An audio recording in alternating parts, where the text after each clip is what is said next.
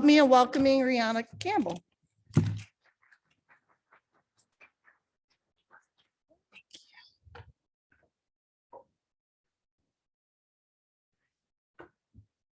Good morning. Oh, that's loud.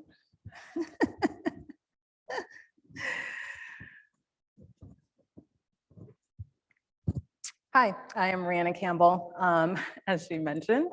And I had an interesting real estate journey. So I started my career doing mortgage loans in 2004. How many people actually was in real estate in 2004?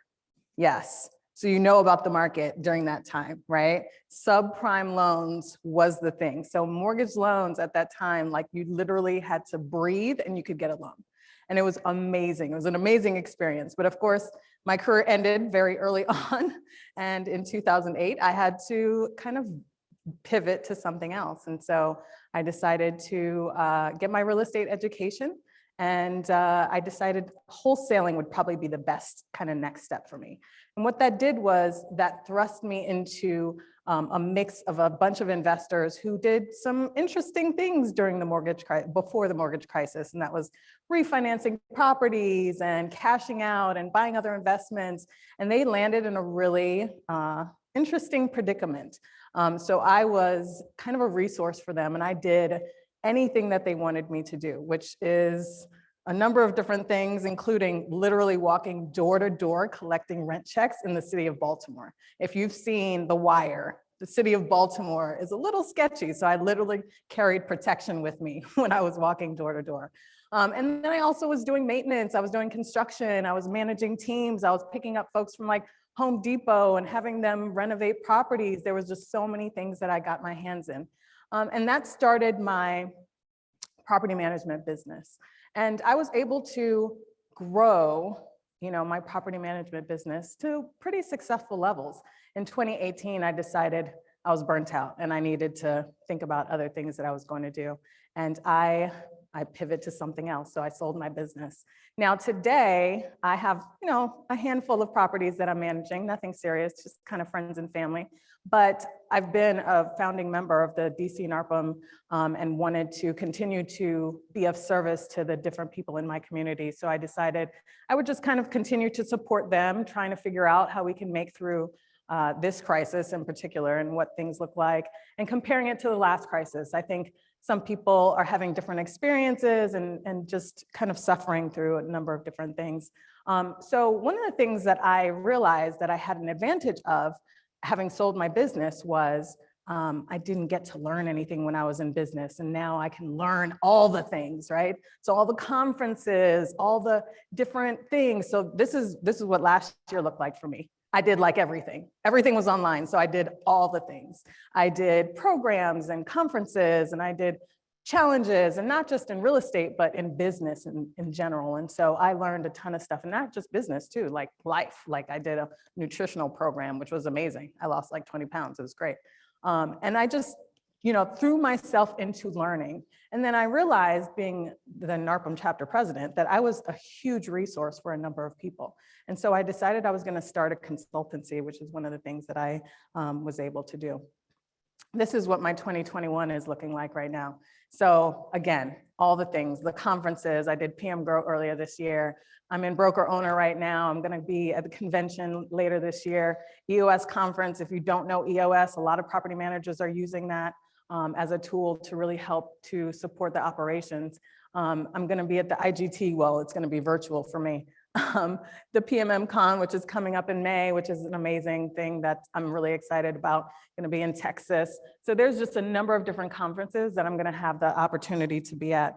And so I want to continue to pour that into the different people that I work with and the different people that I've gotten to know really well, who was my competition at one point and now is no longer my competition. One of the things I realized, having gone to so many different conferences and had so many different experiences with business, and not just real estate, but with business in general, is that I had a very interesting perspective. Having grown a successful company, I now had the opportunity to take all of this knowledge of what's going on in the market of business and try to figure out how people could apply it to their businesses. I think one of the things that a lot of people are suffering from right now is seeing the future and not knowing how to apply it to their business. So one of the things that I decided to do, and this was right before the crisis, I started a broker owner mastermind and pulled a bunch of people that were in my chapter, but also nationally. And we came together and started talking about ways that we can really apply some of the things that we were forced to do during COVID into what they can create past COVID. And it'd be a kind of hybrid model, something that would look a little different. I was talking to one of my peers yesterday, and I won't mention her name because I don't want to out her, but she was saying, you know, she's listening to all these sessions and she started feeling like a dinosaur. Is there anyone else who starts feeling like a dinosaur? They start like hearing all these sessions about the future and what property managers are doing right now. Raise your hand, let me see. No one feels like a dinosaur? A couple people, okay. There's, I mean, so many things that's different now than when I started my business. Technology is in a very different place. And so what you can do now and what you can create now is just so very different. But that's if you're starting from scratch. But if you're not starting from scratch, you're kind of in a position where you can't adapt in the same way, right? You can't get rid of all your employees to adapt into like some of the virtual assisting and things like that that people are doing right now. And so trying to figure out how you can move forward in the business that you have is really important. I think Gary Vee said, you know, when you meet George Jetson, you start feeling like Fred Flintstone, right? You have those moments where you're just like, I can't even get there. Like, that's not even a possibility. But one of the things he said was, we need the Fred Flintstones of the world. What you were able to create in your business, kind of old school way of doing things, is build relationships. Technology right now seems to be getting rid of some of that relationship building. So, you know, keep in mind that there's a place for everyone in this market. There's a place for everyone to be able to bring what they do best to the marketplace. And that relationship building is something that we can't get rid of. It's something that is really important and is key as we grow our businesses moving forward. So I was at a conference last year, and I had the privilege of hearing this man speak. And this is I don't want to get his title wrong, but he is the creative director for the Boston Philharmonic Orchestra, Benjamin Zander. So he was an amazing speaker. He had so many stories to tell. I really enjoyed listening to him. But one of the things he was saying was, your business is like an orchestra, right? You're the conductor of an orchestra, and you have to make everything sound harmonious. Everything has to sound amazing. And it's hard to keep all those moving pieces in place. And marketing is very similar to that. So when you think about putting together a marketing plan, you're going to have different aspects of your marketing plan, and all those different pieces should come together and seem amazing and help to solve some of your goals for your marketing. So I put together this chart to kind of help you kind of figure out what a marketing plan should look like, kind of a full force marketing plan. And I'm going to go through each one of these things, but the easiest thing to do is to start in the middle. And that middle box is putting a Google or Facebook pixel on your website. All of you have websites. This is the simplest thing that you can do. If you don't already have this, definitely get it. It's something that's so easy to start. So what this is, what a pixel is just a code that you put on your website. And it's specifically for advertising, right? It's data collection. So Google and Facebook have figured out how to collect data. And this pixel now is like a GPS on the back of your customer. And your customer is walking around, and now they've been tagged, right? They came to your website, you've tagged them. So now they go to Facebook and they see your advertising. They go to Google, they see your advertising. This is something that is so important. And some of the bigger companies have mastered this, right? You go to Amazon, you're about to purchase something, you put it in your cart, and you're just like, not sure if I want to buy it. let me just go on Facebook. I'm gonna scroll through Facebook. And then you see that thing that was in your cart on Amazon sitting right there in your feed, right? How many of you have had that situation come up? Yes, they are following you. They are chasing you. They're like, come back to Amazon, purchase this thing, come back. Remember, you wanted this, you thought about it. I'm gonna remind you. Every time you come on Facebook, I'm gonna remind you that there's this thing sitting in your cart, in my Amazon cart, right? And I'm going to make sure you buy it. So they're following you, right? It's the GPS. The next thing is what some people are really trying to figure out how to master, is making sure you have a good email drip campaign, a follow-up campaign for all the leads that you're getting. So you're getting people in the door, they're asking you about your services, but then what happens? Sometimes they fall off, you don't follow back up with them. You do maybe 1 or 2 follow-ups, and then it just kind of disappears. But you need to have a more consistent follow-up program. So this is something that's actually really important for you to get those sales. They've already talked to you. They want to know more about your services. Keep following up with them. I think one of the best folks that I had follow up with me was this lady from a payroll company, Paychecks Payroll. I reached out, I wasn't ready. She followed up with me week after week after week after week for about a year, nonstop. And you know what? I did want the services, it just was bad timing. After a while, I ignored her calls. I was like, I'm not ready. I don't even want to talk to her and tell her I'm not ready. But it didn't stop her from following up with me.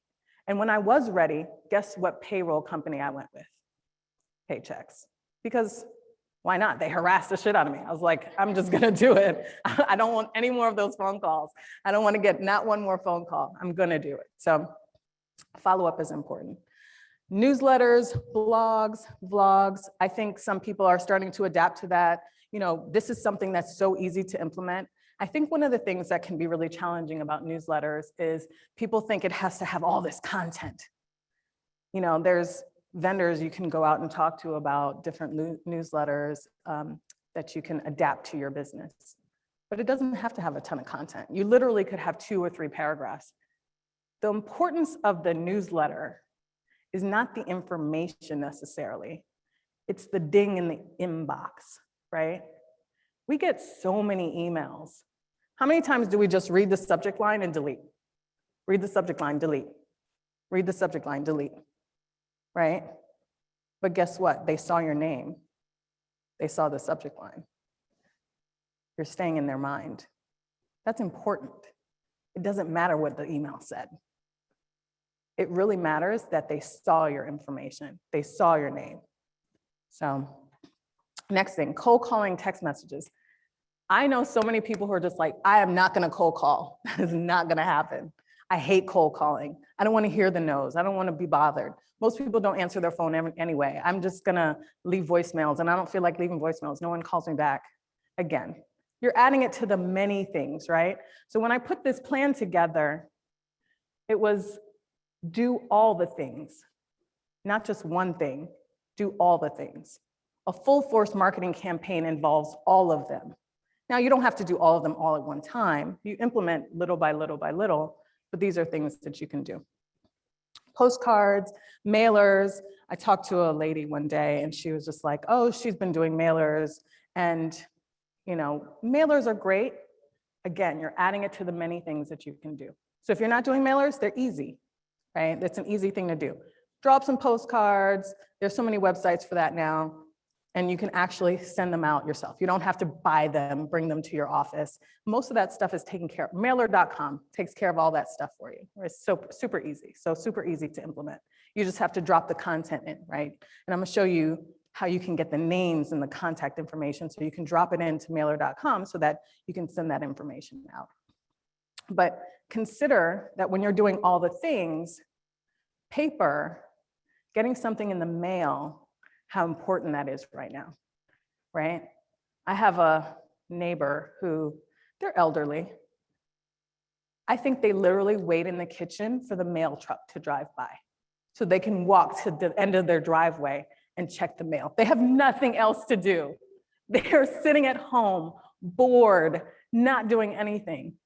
And best believe those people that are sitting at home not doing anything. They have money, they have investment properties. You send them stuff in the mail, they are going to read it. Trust me. That is one thing that you could do right now. I mean, and we're in the middle of COVID, and a lot of those people, they're trying to stay away from people. They're self-isolating, right? And so in this self-isolation, they've stayed home and they've just kind of kept to themselves. So doing all the things, including mailers and things like that, that has some touch to it, tangible, will actually make a difference, right? Facebook and Google ads, we talked about that just a while ago. So you have a pixel on your website, you start Facebook advertising. In addition to the pixel advertising, you can also, create some demographics and choose, okay, a location that you want to advertise to, certain type of people that you want to advertise to, tag names that you want to advertise to, things like that. So that's something you can do. And social media. I heard today, even in a session I was in, I don't do social media. I don't even do Facebook. This is where we're going. People are on social media. My grandmother is on social media, right? I mean, literally has a profile picture and she's like stunting in her best outfit on social media. She may not do a lot of posting, but she's on there. And when your grandmother is on social media, you need to get on social media. These are one of the things we cannot avoid. So when you're doing your marketing, people are on there. They're gonna see you, they wanna see you, they wanna feel and touch you before they reach out to you. So again, another thing you can implement. So, there are a couple different ways you can make money, and there's more than a couple different ways, but one is increasing doors, one is maximizing fees, right? Increasing doors is still important. I know I talked to a number of different broker owners who said this market in sales has been great, but they lost a ton of properties that are no longer clients. And so not being consistent with the marketing now leaves them depleted. So they've lost 20, 30 clients in their portfolio. And now they're scrambling to try and figure out, okay, how do I rebuild? How do I get my portfolio back up? I just lost a ton of clients, what do I do? So I'm talking them through, okay, this is the plan you're gonna set up, this is what you wanna be able to do, but you gotta be consistent with it. So there's kind of two types of leads, right? You're gonna get warm leads, which is like referrals and people who are already know you, already know what you do. They already have a sense of what you're doing. They did some research, they Googled you, whatever. It's a little warm, right? They're coming to you, they're warm. And then there's cold leads, which means you're seeking them out. They may not know you, they may not want you, they may not need you, but you're still seeking them out and you're gonna be advertising to them. So we're gonna talk about cold leads today. So here's the things I'm gonna go through with you. How to use software and online resources to be able to collect data of people that you're gonna start to advertise to. Put in your marketing plan, right? How to define the search criteria for those leads. And then how to capture that information and put them into your full force marketing campaign, that thing that I just showed you, right? And how to make sure you're staying consistent and top of mind so that when you start doing it and you implement it and you go through the trouble of creating it, you just keep doing it over and over and over again. So just being repetitive. I usually do this on Zoom. One of the things that I've enjoyed doing is zooming across the nation, talking to different chapters, which has been amazing. But I usually ask this question, put it in the chat, but why don't you show me your hands? What are you spending most of your time on right now? Are you spending most of your time firefighting issues?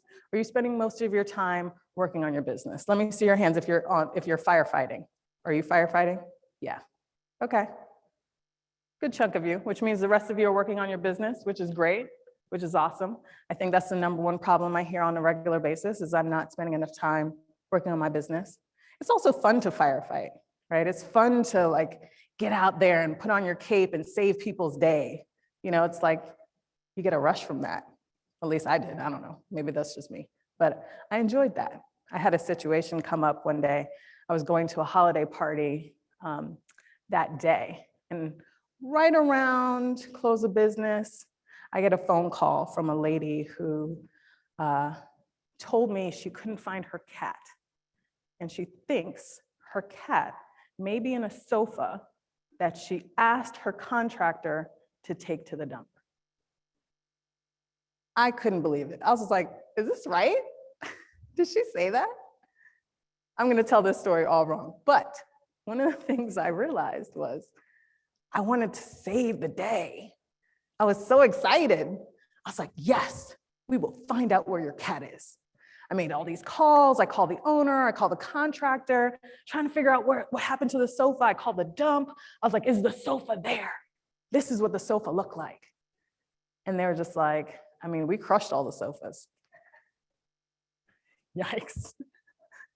Oh no.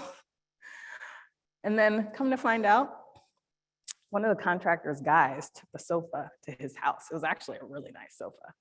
It was an expensive part of town. So it was actually a really nice sofa. And he took it home. And he dug up under the sofa and found the cat. Now the cat and the owner, the tenant, are reunited. So everyone's happy. And this is all before a holiday party. What did I do wrong?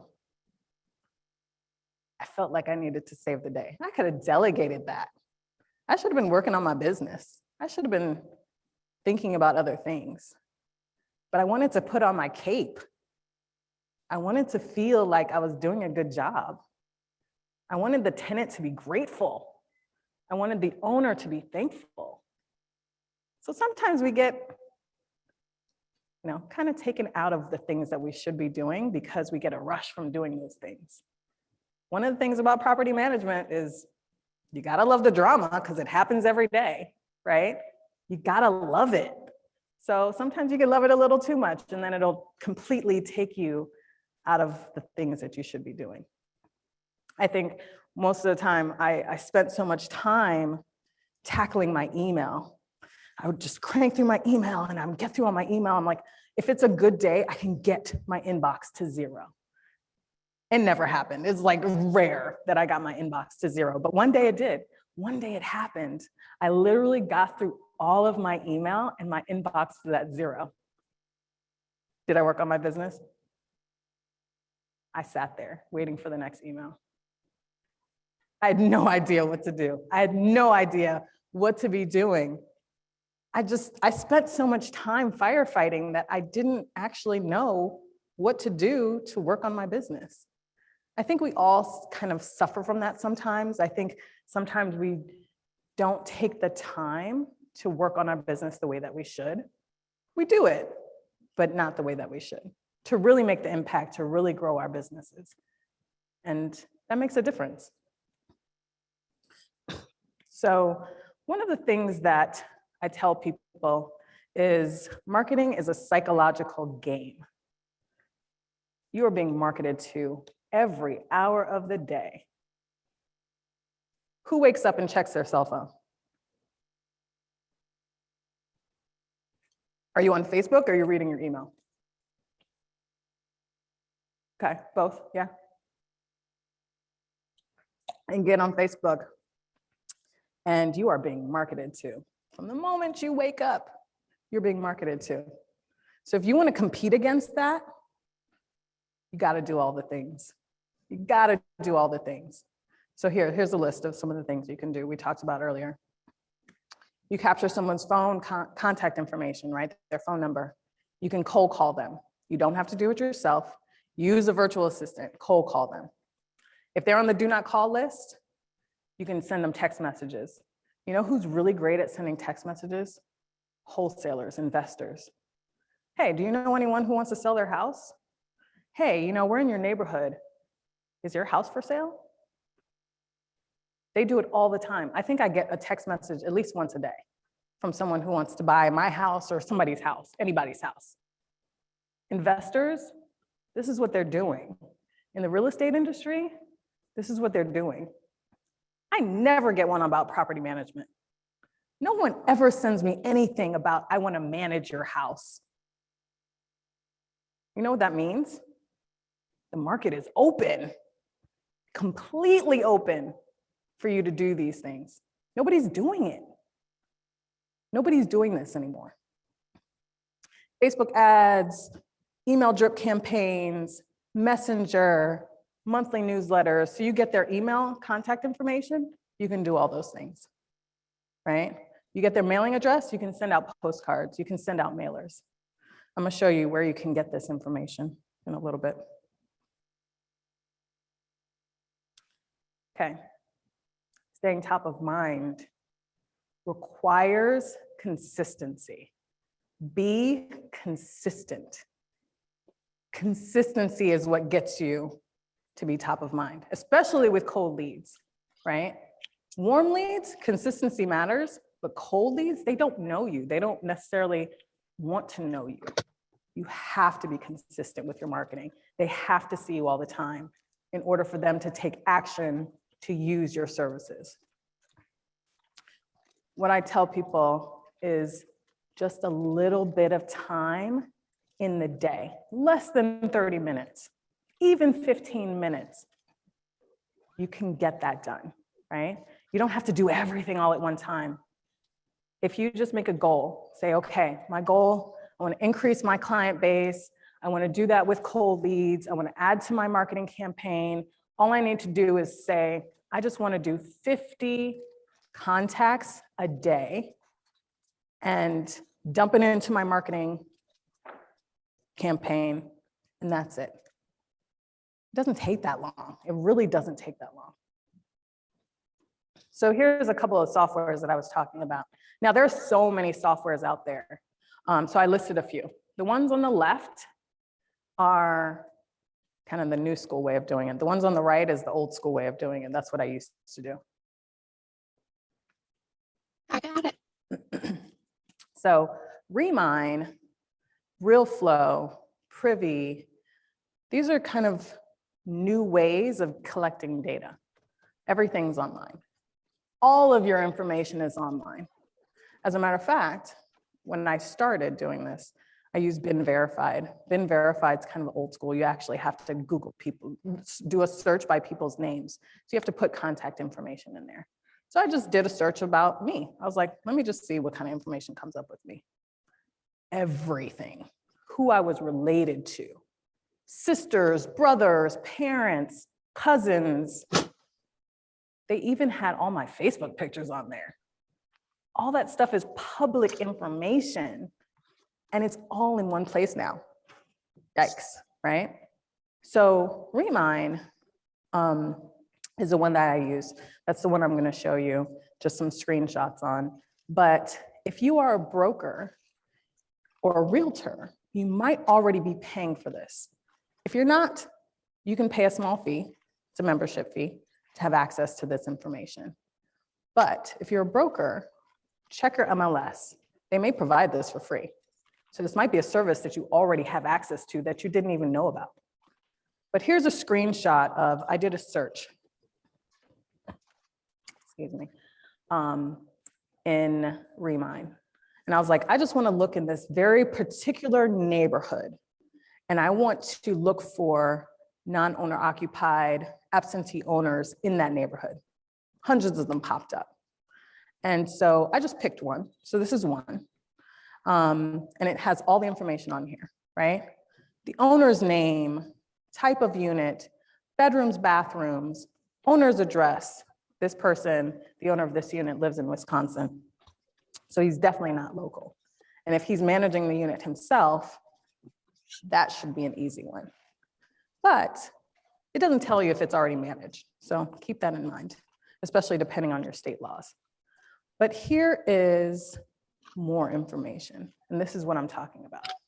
Information that you could collect from this guy. So this unit, his name, his telephone number, his email addresses are all there. You can capture it. Literally, you can do a download from Remine. All that information in a spreadsheet, dump it into your marketing campaign, right?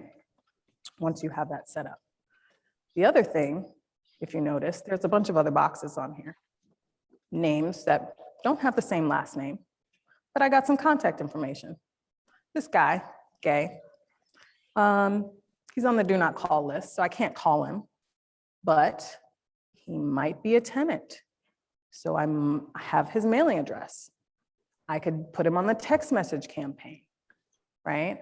I can do a number of things and say, hey, Gay, Is your property being professionally managed? Wouldn't it be great if it was? Here's all the benefits to having a professionally managed unit. Let your owner know. Pass along my information. That's marketing, right? So Gay's now on my list. I'm putting him into my tenant marketing campaign, right? And he's getting my stuff on a regular basis. So I'm sending stuff to Richard and I'm sending stuff to Gay. And at some point in time, they may need me. And what happens after that? They give me a call. They go to my website and I've GPS them. And now don't go to Facebook and don't go to Google because you're going to see my advertising all day long, right? That's how you stay top of mind. So hopefully the gears are turning and you're starting to see, man, I can do something with this, right? I can start to see the possibilities. And if for nothing else, get that pixel on your website. I mean, that's the easiest thing. But hopefully you see how powerful it can be for you to enhance your current marketing plan with some of the things we talked about. The best companies are doing it. They're already doing it. You should be doing it. Don't be a dinosaur, right? Don't stay in the Stone Age. Don't be Fred Flintstone. Start taking small steps towards futurizing your business. Because if you don't want to retire anytime soon, you're going to have to keep up. Even if you're not George Jetson, you got to keep up. You got to keep moving forward, right? Get on Facebook, get on Instagram, start doing things, small things. Okay, just to recap. So you're identifying potential prospects, you're getting them through Remine, you're capturing that data, you're putting that data, phone numbers, email addresses, mailing addresses into your machine, right? That lead generation machine, that marketing campaign. You set up that full force marketing campaign and it goes.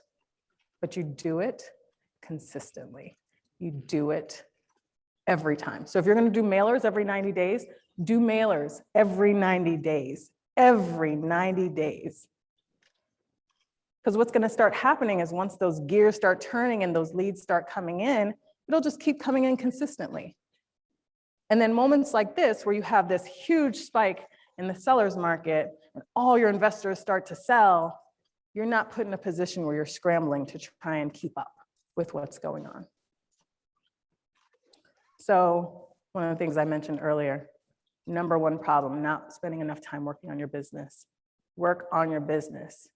30 minutes a day, 15 even. It shouldn't even take that long. Go neighborhood by neighborhood by neighborhood in whatever area you're in, right? And just take that little bit of time to get things going. So I put together, I was trying to figure out what to give you guys, but I put together kind of some basics. I call it the social media power moves, quick start guide. So if you're starting from scratch, you're not online, and you need some help, you want to do the pixel, you need to figure out how to do that, I have some instructions, I have some information, and you can email me. So send me an email, and I will give you that. It's a few pages long, so it's not that hard, and it'll help you kind of get started. Any questions? Hopefully, it wasn't too much information. Thank you, guys. Brianna, you have some questions actually on the virtual side, if you don't mind. Oh, sure. One of them here is from Michael Braden. He asks, can you tell us the software programs you use again? The software program, say again? That you mentioned, any of the software programs that you mentioned, can you mention them again? Oh, Remine, Privy, RealFlow. Those are just three. I mean, you could literally Google this and a ton more will pop up. But those are three resources that you can access. And another one here from Brian Lopez Rosta asks, do you have to purchase Facebook ads and Google ads for the pixels on our website to work? I'm sorry, I can't hear you that well. Say that again. The question here is, do you have to purchase Facebook ads and Google ads for the pixels on our website to work? For the pixels to work? Yes. Yes, because they need to see the advertising. They need to see your information. So yeah, you got to pay Facebook for that. You got to pay Google for that. Yes, that's the answer to that question.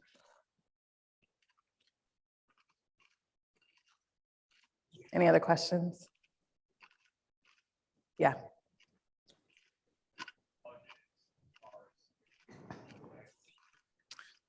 So the budget's up to you. I think start small, $25 a day, super small.